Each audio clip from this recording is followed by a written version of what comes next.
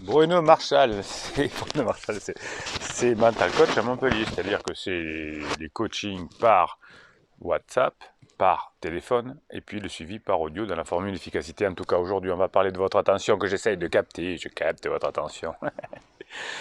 Oui, parfois, lorsque l'on fait des coachings et que lorsque l'on se parle, vous êtes focalisé sur quelque chose qui vous fait souffrir. Par exemple, votre conjoint qui est en crise, hein, c'est souvent ce qui arrive sur cette chaîne et pour cette communauté bienveillante et positive dont vous faites partie. C'est vous qui écrivez dessous en commentaire. Et donc, on va expliquer le phénomène d'attention. Vous savez que les pickpockets savent, par exemple, prendre votre attention. Et vous allez voir que c'est facile de détourner votre attention ou de détourner l'attention de votre conjoint.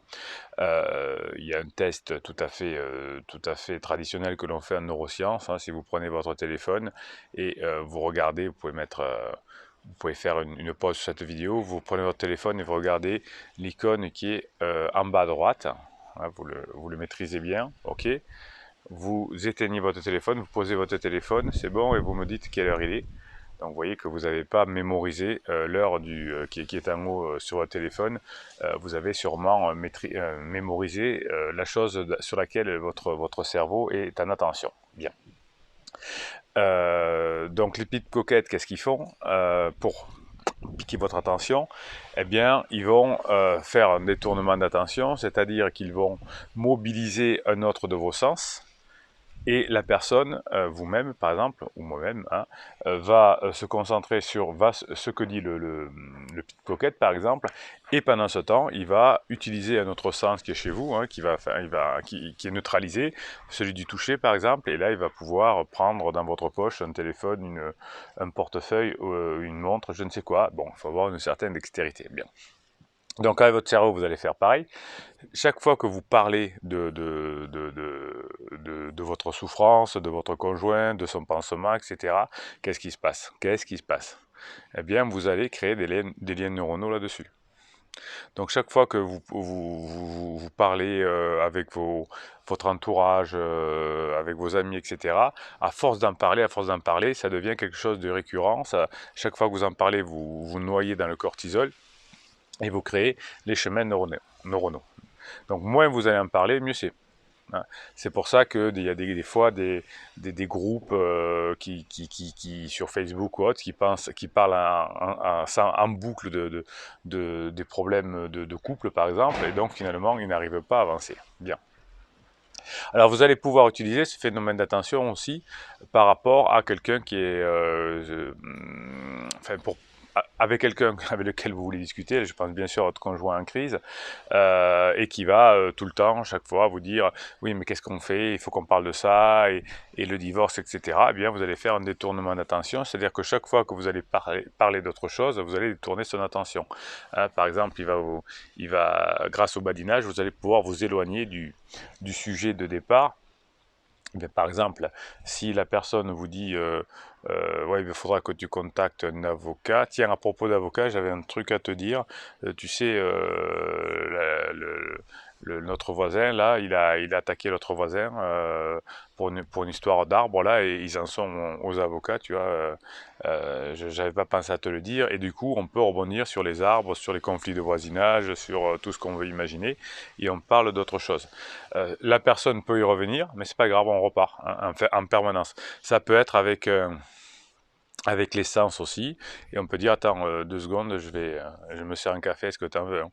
Ça peut être tiens, je vais mettre un peu de musique, je vais faire brûler de l'encens. Vous voyez, on va passer par l'essence, et du coup hop, on peut reprendre le cours d'une conversation et la faire évoluer. Alors on peut pas passer peut-être de A à Z, hein. Faut être formé. Vous avez les formations sur maîtriser ses pensées notamment, qui va vous permettre ça. Mais si vous êtes suffisamment habile, hein, vous aurez des possibilités de découvrir ce genre de fonctionnement. Dans la formation d'ailleurs, Découvrir le mensonge, je vous explique beaucoup de phénomènes comme ceci. Donc le détournement d'attention, le phénomène d'attention, ça va vous permettre d'avoir deux gains. Le premier, vous, de penser, alors on peut pas vous, si on vous dit arrête d'y penser, ça marche pas, mais vous pouvez détourner votre attention en apprenant quelque chose, en faisant une formation, par exemple. Pendant que vous apprenez quelque chose, vous aurez votre cerveau qui est détourné. Si vous écoutez de la neurohypnose, si vous écoutez les fichiers de motivation qui sont dans les formations, vous le saurez. Et puis, vous allez, chaque fois que vous allez vous éloigner du sujet de départ, hein, ce sujet va devenir de moins en moins prégnant quand vous allez discuter avec quelqu'un. Souvent, quand je récupère des personnes en coaching, il y a beaucoup d'interdits qui sont faits auparavant, parce que l'on parle en permanence du divorce, de la crise existentielle, du pansement, etc. Et c'est en boucle, c'est en boucle, c'est en boucle. Et donc l'attention est là-dessus et les personnes s'éloignent. Voilà. Donc l'attention est quelque chose d'extrêmement important. Et quand vous faites attention, ça vous évitera d'aller vers des comportements qui sont déviants, ce que j'appelle les jeux de pouvoir, comme la relation parent-enfant, les menaces, l'intimidation, enfin, ça c'est le thème, tout ça c'est le thème de la formation qui va paraître mercredi prochain, donc je vous en dis pas plus, mais ça va vous permettre de savoir, déjà de ne pas répondre à des provocations, entre guillemets, et savoir aussi de ne pas en faire dans votre cas, parce que sans faire attention, vous pouvez faire des provocations qui vont entraîner des distanciations. Ok, donc l'attention, on pense à ce que l'on veut faire. Par exemple, je prends une formation sur comment avoir plus confiance en moi et je vais bosser là-dessus. Pendant ce temps, je ne pense pas au reste. Et pendant ce temps, la crise de mon conjoint, par exemple, va se terminer. Les relations avec le pansement vont devenir de plus en plus tendues. Et moi, pendant ce temps, j'aurai progresser. Ok, donc détournement d'attention de votre cerveau et des discussions qui fâchent avec votre conjoint. Ok, donc la communauté bienveillante et positive, vous me mettez là en commentaire quels sont les détournements d'attention que vous pourriez faire pour donner des idées aux autres membres de la communauté, par exemple. Voilà, hein, voilà, ce que tu peux faire, c'est quand ils te parlent d'eux, voilà. Si vous avez des idées, mettez-les. Vous avez un descriptif de cette vidéo pour faire le coaching, pour faire les formations. Hein, la communauté bienveillante et positive, c'est fait pour vous changer les idées, pour vous donner des coups de peps, hein, comme pendant les suivis des coachings ou pendant les formations. Ça donne du peps. Donc, mettez-moi un pouce en l'air pour que votre communauté, cette communauté grandisse, hein, que vous soyez de plus en plus nombreux à vous aider, à vous entraider. C'est super important. C'est des pouces en l'air, c'est des pouces en l'air. Bruno se calme. Et qu'est-ce que j'allais vous dire aussi? Oui, abonnez-vous à cette chaîne parce que vous avez des posts qui vous sont réservés chaque jour et Bruno Marchal, il vous dit à très bientôt.